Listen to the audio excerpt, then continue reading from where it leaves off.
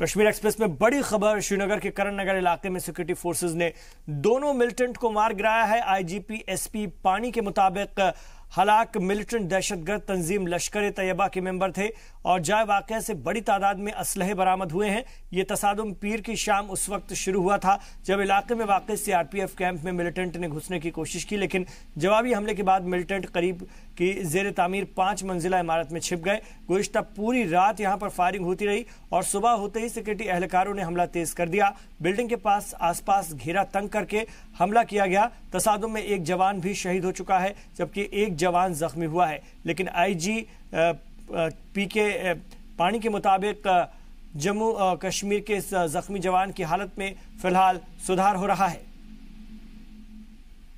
Search was going on from one location, which was a under construction building, 5-storied building. In that building, there was some firing, and then the area was immediately cordoned up. In the initial exchange of fire, one CRPF personnel attained martyrdom, but subsequently the operation was taken over and we carried the operation. At the end of the operation, 2 terrorists have been killed. Arms and ammunition were recovered, and whatever we have got from the preliminary things, it is Lashkar-e-Toiba outfit, and the materials, the incriminating materials which we have recovered, that suggests that they are from Lashkar-e-Toiba terrorist outfit. और operation के दौरान security दस्तों ने ऐसी planning की थी कि कोई भी शहरी जख्मी नहीं हुआ। हालांकि जहां यह ऑपरेशन चला वो काफी भीड़ भाड़ वाला इलाका था। आईजीपी ने मकामी लोगों के ताउन का शुक्रिया अदा किया है। We thank the citizens of Srinagar city. They cooperated with us, and as a result the entire area was vacated. The community also, because of the help of the community, we could take out the civilians from the encounter site, and subsequently the deliberate assault plan was planned by the CRPF and the SOG joint team, and this operation, as I said, is a clean operation, and we could actually complete the operation in a note that there is no collateral damage.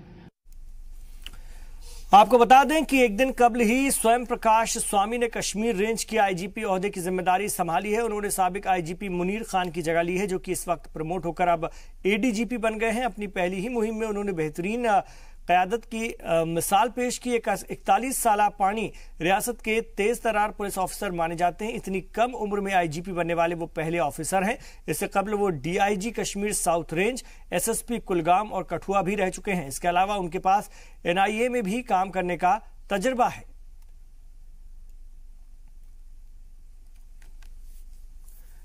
Srinagar में CRPF camp पर दहशतगर्दाना हमले में constable Mohammad मुजाहिद खान कल शहीद हो गए। आज उन्हें खिराज अकीदत पेश की गई। जम्मू कश्मीर की सीएम महबूबा मुफ्ती ने शहीदों को खिराज अकीदत पेश की। बिहार के भोजपुर जिले के पीरों में पाकिस्तान के खिलाफ गुस्सा है। मुजाहिद खान के शहीद होने पर पूरा गांव गमगीन है। मुजाहिद की शहादत की खबर घर वालों को मिली तो उनकी वालिदा की तबीयत खराब हो गई। मुजाहिद खान के घर के बाहर लोगों की भीड़ लगने लगी और पाकिस्तान के खिलाफ नारेबाजी शुरू हो गई। पीर को श्रीनगर के करण नगर इलाके में सीआरपीएफ कैंप पर 2 दहशतगर्दों ने हमले की कोशिश की थी। मुजाहिद खान ने उन्हें रोका तो दहशतगर्द पास के एक मकान में छिपकर फायरिंग करने लगे। इसी दौरान मुजाहिद को गोली लगी और उन्होंने जाम शहादत हासिल किया।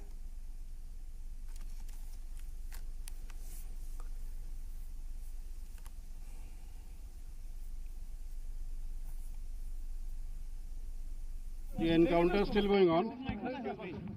We are doing it very cautiously to avoid, as you know, that area is very crowded.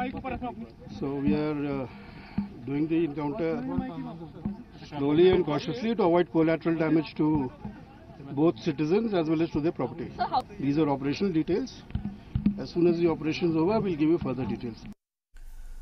इधर वजीर दिफा निर्मला सीतारमण ने पाकिस्तान को सख्त अल्फाज में तंबीह करते हुए कहा कि उसे दहशतगर्दाना हमलों की कीमत चुकानी पड़ेगी। पीर को रियासत के दौरे पर पहुंचने के बाद उन्होंने वजीर आला से मुलाकात की और हालिया दहशतगर्दाना हमले के पेश नजर रियासत में सिक्योरिटी की सूरत हाल पर सीएम से तफसीली बातचीत हुई। अब बाद में मीडिया से बात करते हुए उन्होंने कहा कि मिलिट्री कैंप पर हमला दहशतगर्द तंजीम जैश के इशारे पर किया गया था और मिलिटेंट को सरहद पार से हिदायत मिल रही थी।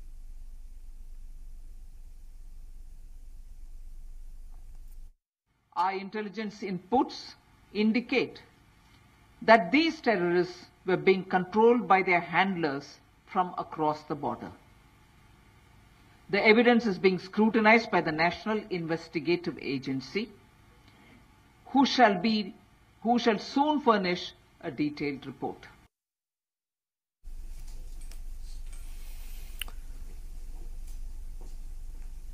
वहीं जम्मू कश्मीर के नायब वजीर आला डॉक्टर निर्मल सिंह ने इन हमलों के लिए पाकिस्तान को जिम्मेदार ठहराया है। उन्होंने कहा कि बौखलाहट में पाकिस्तान दरअंदाजों को रियासत में भेज रहा है।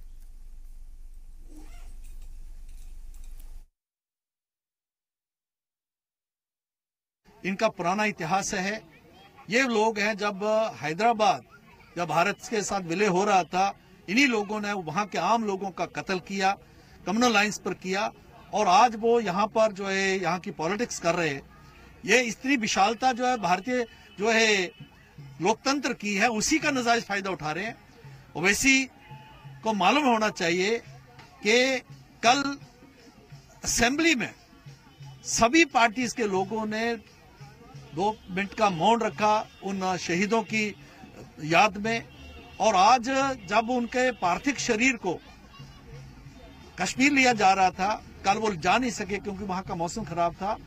चीफ मिनिस्टर वहां थी, मैं खुद था, हमारे बाकी लोग मंत्रीगण वहां थे, पूरी आर्मी और पूरे पुलिस के लोग थे, एडमिनिस्ट्रेशन के लोग थे, और उनको जो श्रद्धांजलि है वो देते हुए उनकी जो जितनी कुर्बानी की है उन्होंने दी है, उसका कोई मुकाबला नहीं कर सकता। लेकिन इस प्रकार की बातें करते हुए देश को डिवाइड करना, कमजोर करने की जो ये नीति है, राजनीति है, ओवैसी और उनकी पार्टी को आरएसए एलिमेंट थी, वो सीधे तौर पर पाकिस्तान जो है उसको मदद कर रहे हैं। अलगाववादियों की मदद करते हैं, टेररिस्ट की मदद करते हैं। वहीं सुंजवा में एक और जवान की लाश मिली है और अब यहां पर मरने वालों की तादाद 10 हो गई है। इसमें 6 जवान, 1 शहरी और 3 दहशतगर्द शामिल हैं। आपको बता दें कि 3 दिन ये एनकाउंटर चला था। आर्मी कैंप में दहशतगर्द घुस आए थे और फौज के घरों को दहशतगर्दों ने निशाना बनाया। इसमें फौज के घर वाले जख्मी भी हुए। सर्चिस के दौरान सेना को सुंजवा मिलिट्री स्टेशन के अंदर से एक और सैनिक का जो है शव बरामद हुआ।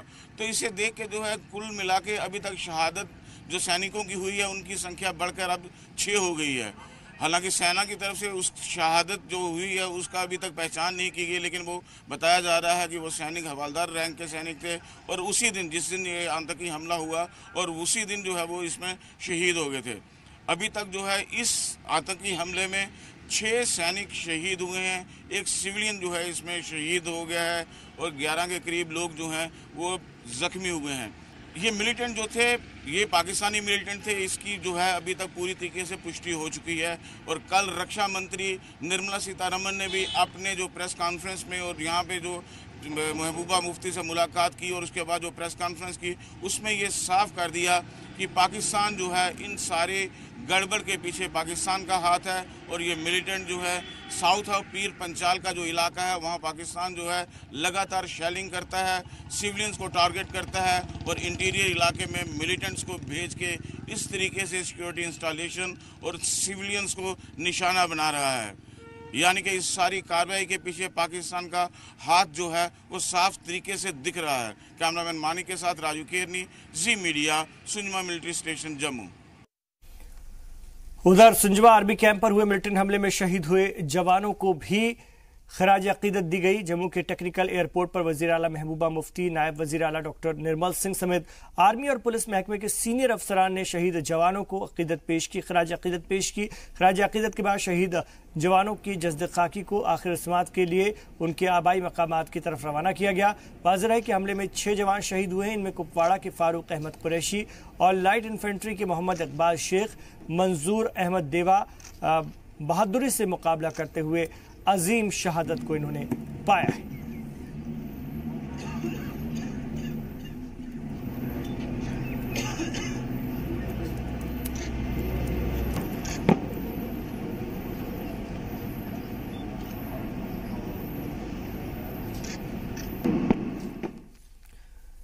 तो इकबाल अहमद शेख और मंजूर अहमद के साथ आर्मी कैंप हमले में अशरफ मीर भी शहीद हुए थे। आज पूरे सरकारी एजाज के साथ उनके आबाई गांव मैदानपोरा में सुपुर्द खाक उन्हें किया गया। दोपहर बाद जब शहीद अशरफ की जस्द खाकी गांव पहुंची तो पूरा माहौल गमगीन था।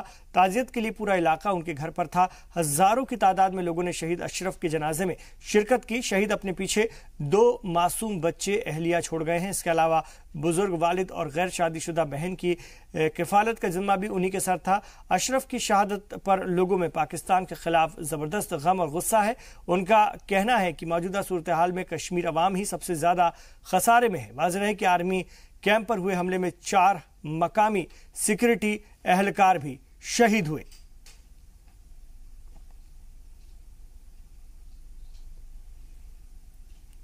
क्योंकि मैं आपको अर्ज करूं कि हमको आज तक ये पता नहीं था कि हमारा मोहम्मद अशरफ मीर साहब ये सूबेदार है फौज में, क्योंकि इसका ऐसे चलना फिरना था। ये किसी के साथ कोई बुरा सोचता नहीं था। ये किसी के घर में ऐसे आना जाना नहीं होता था इसके साथ, ना कि किसी के बुरे में और बुराई में उठता था। जब भी ये आता था छुट्टी में या अपना घर में बैठता था, अपने बाल बच्चे माँ बाप के साथ बैठता था, बातचीत करता था। किसी भी हमसाय के साथ, किसी भी आसपास के साथ कोई ऐसी बुरी हरकत नहीं करता था जिससे इसका नाम बदनाम हो जाए। हम इस शहीद को मुबारकबाद देते हैं, मुबारकबाद देते हैं, 7वीं दफा मुबारकबाद देते हैं, क्योंकि ऐसा नौजवान हमें कहीं ऐसा नौजवान हमें कहीं नहीं मिलेगा। हमको आगे ऐसा मौका नहीं मिलना चाहिए कि किसी भी मीडिया के पास हमें खड़ा होना। तो शहीद लांस नायक मोहम्मद इकबाल शेख की जस्द खाकी आज हेलीकॉप्टर के जरिए उनके आबाई गांव तराल पहुंची। पीर को शहादत की खबर सुनते ही गांव का माहौल गमगीन हो गया था। घर की किफालत का जिम्मा अकेले शहीद इकबाल के जिम्मे था। 4 बेटी 1 बेटे के अलावा उनके 4 बहनें भी हैं। मकामी लोगों का कहना है कि हुकूमत को शहीद के अहले खाना की किफालत की जिम्मेदारी लेनी चाहिए।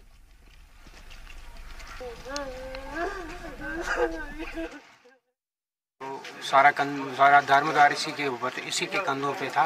ये इसका बाप गया था इसके पास, ये भी मतलब डेड हुआ है वहाँ पे। लेकिन अब हुकूमत को सोचना चाहिए इसके बारे में, इनके घर का ख्याल रखना चाहिए। इसमें इसके घर में कमाने वाला यही था, मोहम्मद इकबाल जो था घर में कमाने वाला यही था। तो अब हुकूमत को सोचना चाहिए इसके बारे में और पूरा मुआवजा मिलना चाहिए इसको। और जो यहाँ हालात बिगड़े हैं इन पे भी हुकूमत को मतलब सोचना चाहिए। दोनों साइड से तो मर रहे हैं, कश्मीरी मर रहे हैं, कश्मीर का मसला हल होना चाहिए। एक तरफ श्रीनगर में एनकाउंटर चल रहा है तो वहीं जम्मू में आज एक और कैंप के पास सर्च ऑपरेशन चल रहा है। जम्मू के डोमाना आर्मी कैंप के आसपास मुश्तबा देखे गए हैं, जिसके बाद सिक्योरिटी एहलकारों ने फायरिंग शुरू कर दी। पूरे इलाके को घेर लिया गया और अलर्ट जारी कर दिया गया है और हेलीकॉप्टर से इस वक्त सर्चिंग जारी है।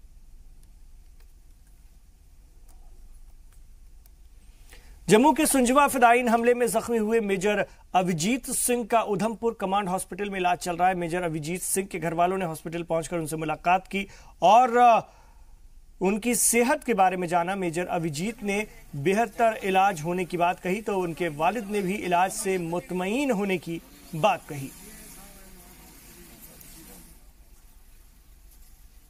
I'm feeling better. I'm having solid food now, and I walked today morning twice. I was able to sit on the chair. I could interact with the nurses and the medical doctors, my surgeon. I could interact with them also easily. My wife was also here. I could interact with her also. अभी यहाँ पर आने के बाद पिछले 2 दिन से मेरा काफी ख्याल रखा गया है और 3-4 डॉक्टर्स हैं, 3-4 नर्सेज हैं जो हमेशा मेरे साथ रहते हैं और मुझे चला रहे हैं, मुझे खिला रहे हैं, बिठा रहे हैं, अच्छा ख्याल रख रहे हैं। 1 घंटी भी लगा रखी है, जैसे भी परेशानी होती दबा दो, वहां जाते मदद के लिए। सुंजवा आर्मी कैंप पर हुए हमले में खास होते हैं इंतजामिया की एक बड़ी लापरवाही भी सामने आ रही है। हमले के लिए जिस बिल्डिंग का इस्तेमाल हुआ उसकी तामीर गैर कानूनी तरीके से की गई थी। जी सलाम ने जब मामले की गहराई से तफ्तीश की तो पता लगा कि आर्मी कैंप के पास ऐसी कई इमारतें जो मुबैना तौर पर अलहदगी पसंद लीडरों की मिल्कियत है।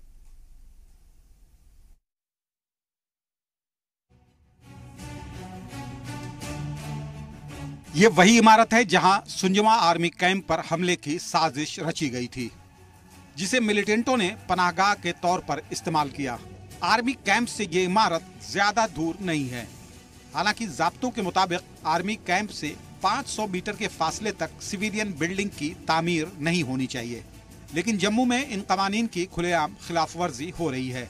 मकामी लोगों का कहना है कि रेवेन्यू डिपार्टमेंट, बल्दिया और अर्बन डेवलपमेंट महकमे की मिली भगत से ये सारा खेल चल रहा है। कश्मीर के जितने भी अलगावादी हैं उनके सभी इधर प्लाट हैं, कोई छानबीन नहीं है, सिर्फ आते हैं प्लाट लेते हैं, कोई डॉक्यूमेंट नहीं, कोई कुछ नहीं, इनको कोई पूछने वाला इधर जम्मू कश्मीर कोई है नहीं है।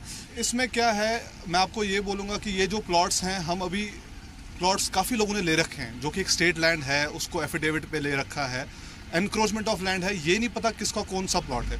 4 साल के बाद, 3 साल के बाद कोई भी कश्मीरी आके, कोई भी बंदा आके यहाँ पे लोकल वो बोलता है कि भाई ये मेरा प्लॉट है, ये मेरा कब्जा किया है बेसिकली, तो कोई भी यहाँ पे ले सकता है। ऐसा ही नहीं है कि वो लेंगे, हर कोई यहाँ पे, मैं तो बोलता हूँ जो यहाँ पे हमारा अटैक हुआ था, ये भी अगर चाहे यहाँ पे ज़मीन ले सकता है, इतना एनक्रोचमेंट है यहाँ पे। 3-4 साल पहले यहाँ आया था तो यहाँ बहुत ही कम मकान देखने को मिलते थे। फिर मैं 4 साल बाद पिछले साल आया तो मुझे अपनी लोकेशन ट्रेस नहीं हुई, इतना चेंज हुआ था 3 या 4 सालों में। तो इसमें देखना पड़ेगा रेवेन्यू, खासकर रेवेन्यू डिपार्टमेंट को।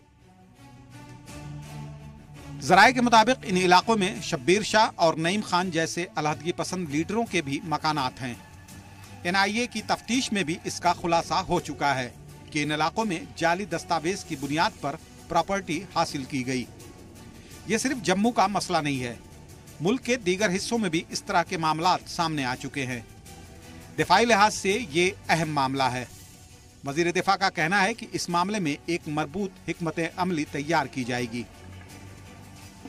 बिल्कुल रोक होना चाहिए, और मैं सिर्फ आपको जानकारी देने के नाते दे रही हूँ। वो ऐसे प्रॉब्लम सिर्फ जम्मू एंड कश्मीर में नहीं है, जहाँ भी कंटोनमेंट है, जहाँ भी स्टेशन है, आर्मी स्टेशन है, मिलिट्री स्टेशन है, हमें इस प्रॉब्लम को सामना करना पड़ रहा है कि पेरिफेरल वॉल के बिल्कुल नज़दीक तक सिविल कंस्ट्रक्शंस आ जाते हैं, उसको निकालना बहुत मुश्किल हो रही है। निकालना है कि नहीं है, क्योंकि वो परमिशन के साथ भी बन रहे हैं। इसके ऊपर मैं पूरे देश में जितने भी स्टेशन है उनके पेरिफेरल एरिया में क्या क्या हो रही है उसके ऊपर पूरे स्टडी कर रही हूँ। हम जरूर कुछ कार्रवाई करेंगे। हमले के बाद आर्मी की सतह पर इस मामले में संजीदा पहल करने की जरूरत है। सिविल इंतजामिया को इल्जाम देने से इन खतरात को कम नहीं किया जा सकता।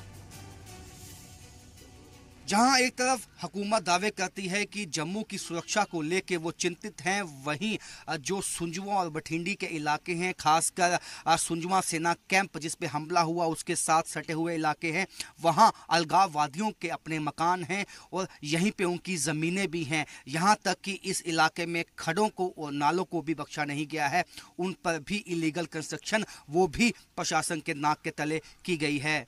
ऐसे में अगर समय रहते प्रशासन की ओर से पुख्ता कदम नहीं उठाए गए तो आने वाले दिनों में सुंजवा जैसे अटैक और भी ज्यादा देखने को मिल सकते हैं। कैमरामैन आशु के साथ राजन वैद, जी मीडिया जम्मू। और यहां रुकेंगे एक छोटे से वक्फे के लिए, लौट रहे हैं, आप देखते रहिए कश्मीर एक्सप्रेस।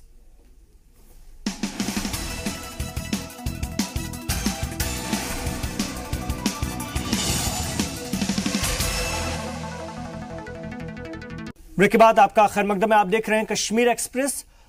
1990 से लेकर दिसंबर की अगर हम बात करें 2017 तक कितने मिलिटेंट हलाक हुए, इसकी ताजा जानकारी वजारत दाखिला ने दी है। वजारत दाखिला के मुताबिक 90 से दिसंबर 2017 तक 22,123 मिलिटेंट हलाक हो चुके हैं। और यह जानकारी वजारत दाखिला ने जम्मू के RTI एक्टिविस्ट रोहित चौधरी की RTI के जवाब में दी है।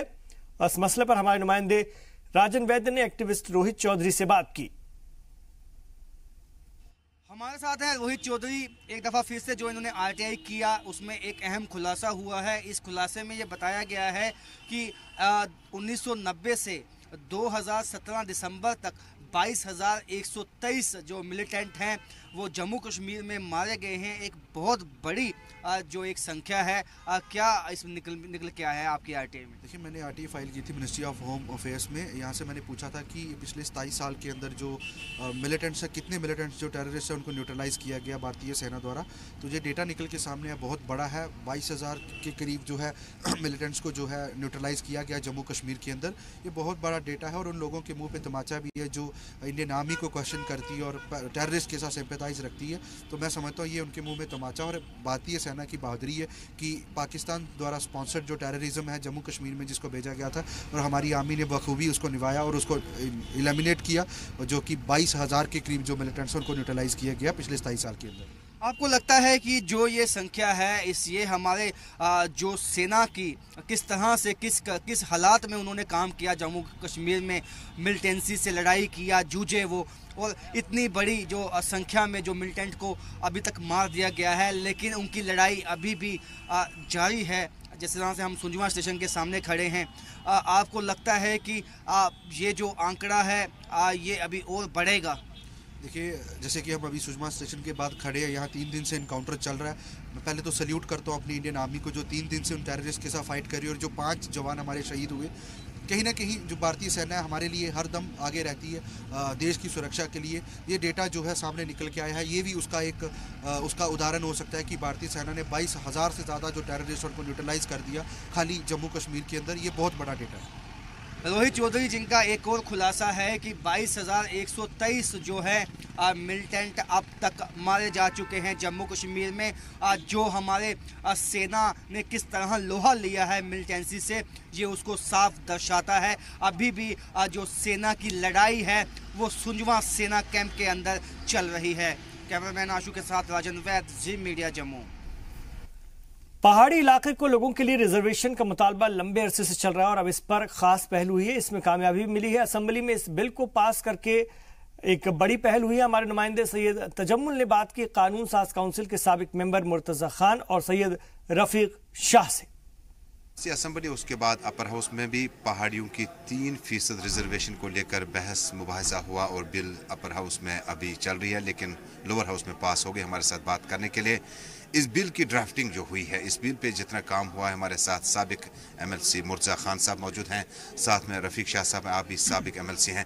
पहले मुर्तजा साहब आपकी तरफ आना चाहूँगा, इसके खदोखाल के बारे में बताइएगा कि जो 3% जो फ़ायदा होगा रिजर्वेशन से पहाड़ियों को, किस ज़ुमरे में फ़ायदा? देखिए, पूरे मुल्क में और रियासत के अंदर भी सरकारी मुलाजमतों में और उसके अलावा भी कई जगहों पे रिजर्वेशन का जो कंसेप्ट है, ये आज से नहीं बल्कि जब से मुल्क आज़ाद हुआ है तब से ये चल रहा है। इसकी कई कैटेगरीज हैं और बिलखुसूस रियासत जम्मू कश्मीर में मोटे तौर पे कैटेगरीज जो है वो एक शेड्यूल कास्ट है, दूसरी शेड्यूल ट्राइब्स है। उसके अलावा तीसरी कैटेगरी है जो जिसको हम बैकवर्ड क्लासेस कहते हैं, उसमें भी सब कैटेगरीज हैं, जिनमें से एक कैटेगरी है RBA, resident of backward areas, ALC एक कैटेगरी है और उसके अलावा सोशल कास्ट की कैटेगरी है। सो ये जो तीसरी कैटेगरी है, इसके अंदर एक नई क्लास क्रिएट की गई है जिसको पहाड़ी के नाम से रिजर्वेशन के लिए एक यूनिट के तौर पे ट्रीट किया जाना तय हुआ है। और इसके लिए एक जदोजहद पिछले 40 वर्षों से रियासत जम्मू व कश्मीर के पहाड़ी बोलने वाले लोग जो हैं वो कर रहे थे, जिनकी तादाद एक मोहतात अंदाजे के मुताबिक जम्मू कश्मीर रियासत की आबादी का 10% है। गोया 12 लोग रियासत जम्मू कश्मीर में ऐसे हैं जो पहाड़ी ज़ुबान बोलने वाले हैं और जिनकी अक्सरियत जो है वो पुंछ, राजौरी अजला और उसके अलावा ऊड़ी, बोनियार, करना और केरन में आबाद है और उसके अलावा छोटे छोटे पॉकेट्स में रियासत जम्मू कश्मीर के दूसरे इलाकों में भी मौजूद हैं। तो अब जो ये तय हुआ है, आपकी तरफ आना चाहूँगा। इससे पहले भी कोशिश की थी उमर अब्दुल्ला साहब के दौर में, लेकिन उस वक्त गवर्नर और बाकी जुमरे जो थे वो इस हक में नहीं थे, बल्कि 5% का मुतालबा था। आज आपको उम्मीद है कि ये जो बहस मुबाहिसे बिलें पास होंगी, आइंदा इसका मुस्तकबिल जो है काफ़ी रोशन है। ये 2014 में पहली बार ये बिल लाई गई, जिसमें जो उस वक्त पास हुआ था लोअर हाउस में भी और अपर हाउस में भी, वो 5% था। बाद में गवर्नर साहब ने कुछ सवालात इस पर खड़ा किए और उनकी वजाहत के लिए बिल को वापस भेजा और आज मुताबिक आईन इस बिल को दोबारा से ऐवान ज़ेरी और ऐवान बाला में पास किया गया है। और मैं मोटे अल्फाज में ये कहूँगा कि ये एक बहुत खुश आइंद कदम है और ये जिन लोगों ने, चाहे साबका हुकूमत हो या मौजूदा हुकूमत हो, हम उसके बहुत शुक्रगुजार हैं।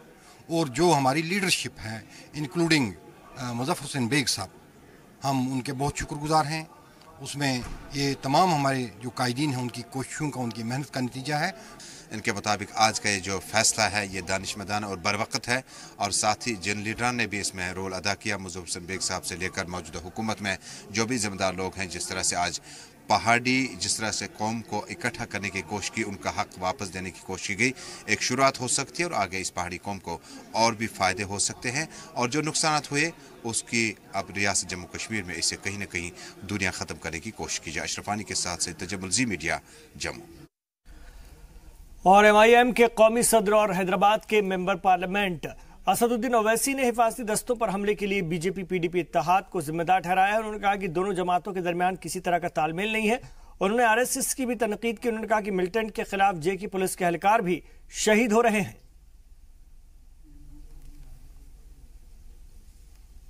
भाई तो दोनों बैठकर मलाई खा रहे हैं, दोनों बैठकर हुकूमत कर रहे हैं। एक FIR रजिस्टर करता है, एक वो नहीं कर रहा है। ये कब तक ड्रामाबाजी करेंगे PDP BJP वाले? गवर्नेंस तो कर नहीं पा रहे हैं, तबाही और बर्बादी हो रही है, तो ये ड्रामा कर रहे हैं, आवाम के आंखों में धूल झोंकने की कोशिश कर रहे हैं। सरासर इनकी नाकामी है, ये BJP PDP की नाकामी है। देखिए कुल टोटल बात यह है कि गवर्नेंस में BJP PDP नाकाम साबित हुई है। बावजूद इसके कि सेंटर में BJP की गवर्नमेंट है, हमारे पास कुछ डिसीजन नहीं हो रहा है, कुछ पॉलिसी नहीं है। एक चीफ मिनिस्टर एक बात करता है, BJP एक बात करती है, और ये हमले पे हमले हो रहे हैं। हम ये जानना चाह रहे हैं संघ परिवार के लोगों से कि भाई साहब, 7 में से 5 कश्मीरी मुसलमानों की जान चली गई सुजवान के वाकयात में। इस पर आप क्या बोलेंगे? क्यों नहीं मुंह खोलते हो आप? रोज रात में 9 बजे जो आप हमारी वफादारियों पर शक करते हैं, तो कभी इस पर भी तो बोलिए। बीजेपी MLA राजीव जसरोटिया को असेंबली में बेस्ट MLA के खिताब से नवाजे जाने के बाद कठुआ पहुंचने पर उनका जोरदार खैर मकदम किया गया। बीजेपी कारकुनान ने कालीबाड़ी से लेकर उनके घर तक एक जबरदस्त जुलूस निकाला। इस मौके पर मीडिया से बात करते हुए उन्होंने कहा कि अगले 3 सालों में बहुत से अधूरे काम पूरे करने हैं।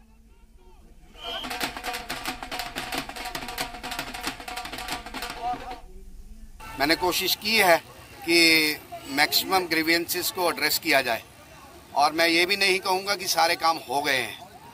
अभी 3 साल शेष हैं, बाकी हैं, और जो बचे हुए काम हैं, मेरी कोशिश रहेगी, मेरा प्रयास रहेगा कि इन 3 वर्षों में जो बचे हुए काम हैं उनको टेकअप किया जाए और कठुआ में एक बेटर इंफ्रास्ट्रक्चर दिया जाए। कहा जाता है कि जिनमें अकेले चलने के हौसले होते हैं, एक दिन उनके पीछे ही काफिले होते हैं। रामबन में रोड पर पेश आने वाले हादसों के बाद रेस्क्यू के लिए सबसे पहले आने वाली एक मकामी तंजीम की कहानी भी कुछ ऐसी ही है। पेश है ये रिपोर्ट।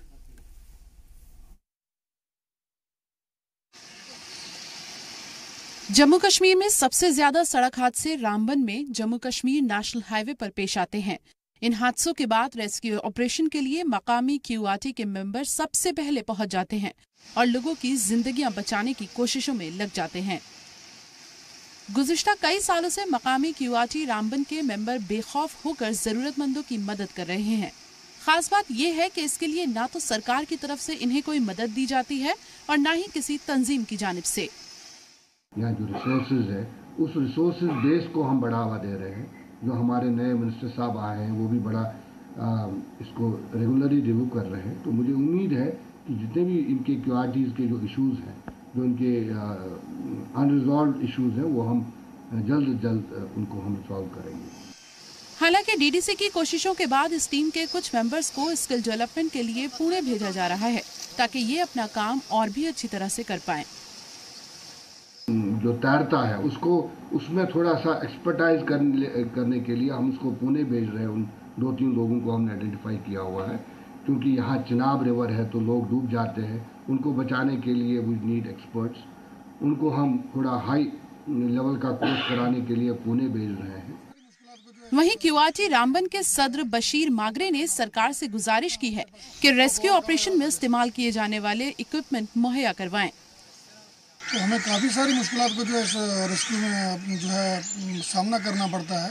ना हमारे पास गाड़ी का कोई साधन है, जब भी हम कहीं सपाट पे जाते हैं तो हम लोग जो है ये अपने जेब से जो है बाइक्स में तेल वगैरह डाल के, गाड़ी वगैरह लेके किसी की यार दोस्त की फ्रेंड सर्कल में तेल वगैरह डाल के जैसे सपाट पे हम लोग ये पहुँचते हैं और वहाँ पे जाके जो है हम ये रेस्क्यू ऑपरेशन को पूरा अंजाम दे के जो है उनको लोहाइकिन को जो जख्मी हैं उनको हॉस्पिटल पहुँचाना। अपनी जान पर खेलकर लोगों को बचाने वाले इन बहादुर नौजवानों की जितनी तारीफ की जाए कम है। जी सलाम के लिए ताहिर मुश्ताक की रिपोर्ट, रामबन। यहां रुकेंगे एक और छोटे से वक्फे के लिए, लौट रहे हैं। आप देखते रहिए कश्मीर एक्सप्रेस।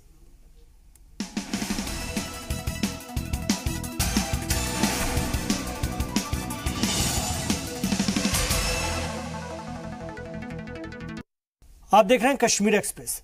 राष्ट्रीय राइफल की जानिब से भदरवा में 2 कम्युनिटी शेड यानी कि साइवान को लेकर आवाम के लिए वक्फ किया गया है। इन शेड की तामीर ऑपरेशन सद्भावना के तहत की गई। दरअसल अवाम से बराह रास्त ताल्लुकात इस्तवार करने और बाहमी इत्तेहाद को मजबूत करने के लिए आर्मी इस हिकमत अमली पर अमल पैरा है। एक शेड की तामीर गुप्त गंगा मंदिर में जाने वाले ज़ायरीन, जबकि दूसरे शेड की खास तौर से सर्टिगल में वाक़ मदरसे के लिए की गई। इस मौके पर कमांड ऑफिसर भदरवा यूनिवर्सिटी के रेक्टर और मस्जिद और मंदिर के मुंतज़मीन के अलावा दीगर मुअज़्ज़िज़ शख्सियात मौजूद थीं। और बीएसपी की 50वीं यूनिट की जानिब से एक साइकिल रैली का इनेकाद किया गया। मंडी कस्बे से शुरू हुई ये रैली राजौरी में जाकर खत्म होगी। बुढ़ा अमरनाथ मंदिर में इस रैली को हरी झंडी दिखाकर रवाना किया गया। तकरीबन 105 किलोमीटर की ये साइकिल खास तौर से साइकिल रैली राजौरी में वाक़ बॉर्डर सिक्योरिटी फोर्स के हेडक्वार्टर पर खत्म होगी। इस मौके पर command officer Naresh Chaturvedi, Rajouri Poonch range के डीआईजी दिनेश पाल और पुंछ ब्रिगेड के कमांडर एसए पिंडारकर भी मौजूद थे। रैली का मकसद लोगों में इत्तेहाद और इत्तेफाक का पैगाम देना था।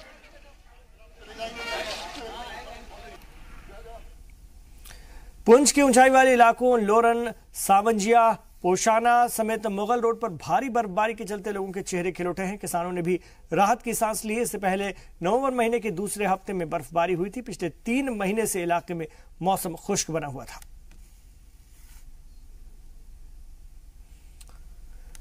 इधर राजौरी के ऊपरी इलाकों में बर्फबारी के चलते लोगों में खुशी की लहर दौड़ गई। मकामी लोगों ने बर्फबारी के लिए खुदा का शुक्र अदा किया। बर्फबारी के चलते मुगल रोड भी बंद हो गया।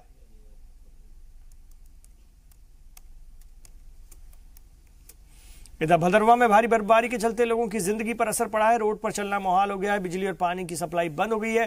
पीर की सुबह से ही भारी बर्फबारी शुरू हो गई थी। मकामी इंतजामिया ने सड़क पर जमा बर्फ को हटाया, लेकिन गलियों में अभी भी बर्फ जमी हुई, जिसके चलते मंगल को भी ज्यादातर लोग घर पर ही रहे।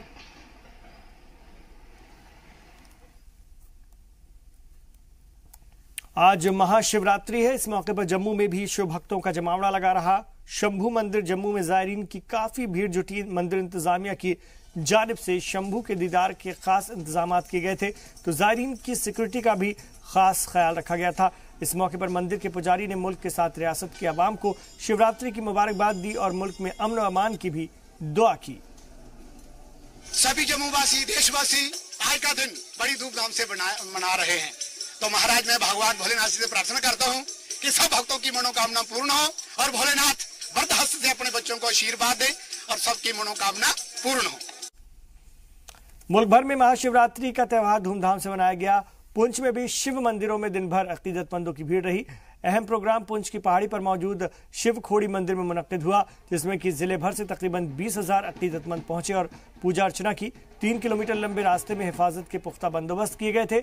शिव खोड़ी मंदिर में हर साल शिवरात्रि पर सबसे बड़ा प्रोग्राम होता है। इसमें सभी कम्युनिटी के लोगों के साथ आर्मी के अफसरान और जवान हिस्सा लेते हैं। इधर पैंथर्स पार्टी के कारकुनों ने आज नायब वजीर आला डॉक्टर निर्मल सिंह के घर का घेराव किया। पार्टी कारकुनान सूबे के मुख्तलिफ इलाकों में मुसलसल हो रहे दहशतगर्दाना हमले पर एहतजाज कर रहे थे। सरकार के खिलाफ नारेबाजी कर रहे कारकुनों का कहना है कि मिलिटेंट कार्रवाइयों को रोकने में सरकार नाकाम साबित हुई है। पार्टी सदर ने मिलिटेंट के खिलाफ सख्त जवाबी कार्रवाई का मुतालबा करते हुए कहा कि सरकार की बेतवज्जुही के सबब लोग हलाक हो रहे हैं।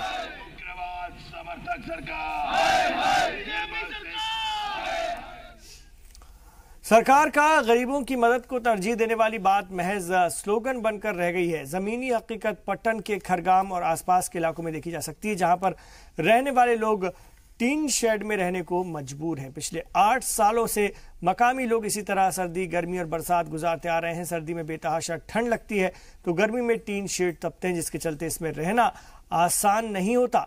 मकामी लोग कई बार इंदिरा आवास योजना के तहत मकान बनाने की मांग कर चुके हैं, लेकिन आज तक किसी भी अफसर ने सुध नहीं ली। इस मामले पर मीडिया ने BDO से राब्ता कायम किया तो उन्होंने इंदिरा आवास योजना के तहत मकान बनाने की रिपोर्ट आला अफसरान को भेजने की बात कही।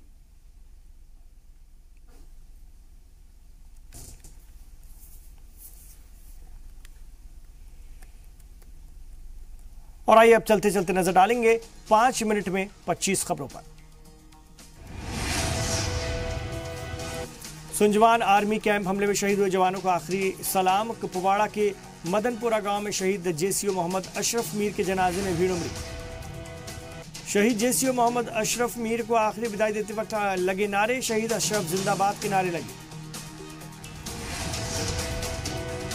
त्राल में लोगों ने अपने लाल लांस नायक मोहम्मद इकबाल को नम आंखों से विदा किया। आखिरी सफर में उमड़ा लोगों का हुजूम।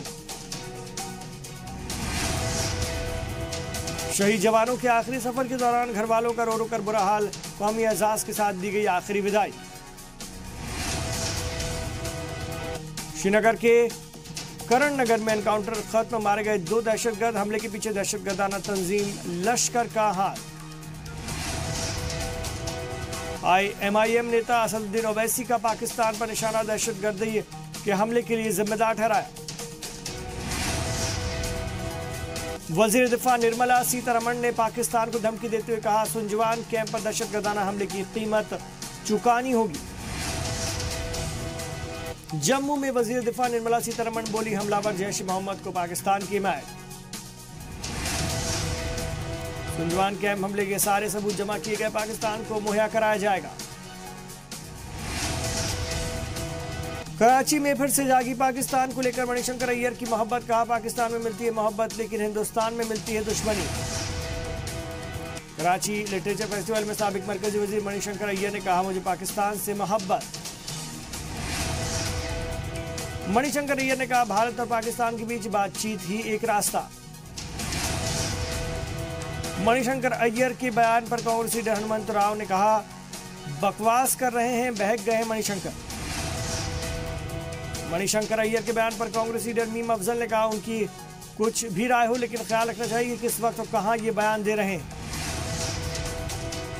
कांग्रेस से सस्पेंड लीडर है मणिशंकर। बयानों को लेकर के कई बार सुर्खियों में आ चुके हैं, तनाजा हो चुका। अंकित सक्सेना के कत्ल पर एक वीडियो से घिरे दिल्ली के CM। रिश्तेदारों ने जब पूछा मुआवजे पर सवाल तो केजरीवाल कंडोलेंस मीट से उठकर चले गए। दिल्ली में महीने भर पहले अगवा बच्चे का मर्डर, मुलजिम पड़ोसी ने कत्ल पकड़ सूटकेस में छिपाई थी लाश। 15 लाख फिरौती मांगने की तैयारी। केरल के कोच्चि शिपयार्ड में धमाका, दम घुटने से 5 लोगों की मौत। कोच्चि शिपयार्ड धमाके में जख्मी 15 लोग अस्पताल में दाखिल कराए गए। वाटर टैंकर की मरम्मत के दौरान हादसा हुआ। आज से राम राज्य रथ यात्रा की शुरुआत। 25 मार्च को रामेश्वरम में खत्म होगी यात्रा। महाराष्ट्र की रामदास सोसाइटी की जानिब से रथ यात्रा का इनेकाद। राम जन्मभूमि पर राम मंदिर बनाना मकसद। आज है बॉलीवुड स्टार विनोद मेहरा का यौम पैदाइश। 13 फरवरी 1945 को जन्म हुआ था। गुरुदेव फिल्म के डायरेक्टर और प्रोड्यूसर भी रहे। सोशल मीडिया पर वायरल औरू अदार लव का गाना। प्रिया प्रकाश वॉरियर रातों रात बनी इंटरनेट सेंसेशन। बीकॉम की तालिबा है 18 साल की प्रिया। भारत और जनूबी अफ्रीका के बीच 5वां वनडे आज टॉस जीत करके पहली गेंदबाजी कर रही है अफ्रीकी टीम। पोर्ट एलिजाबेथ में मैच खेला जा रहा है। पहले बल्लेबाजी करते हुए 40 ओवर के बाद भारत का स्कोर 6 विकेट के नुकसान पर 246 रन। रोहित शर्मा का शानदार सेंचुरी यानी शतक।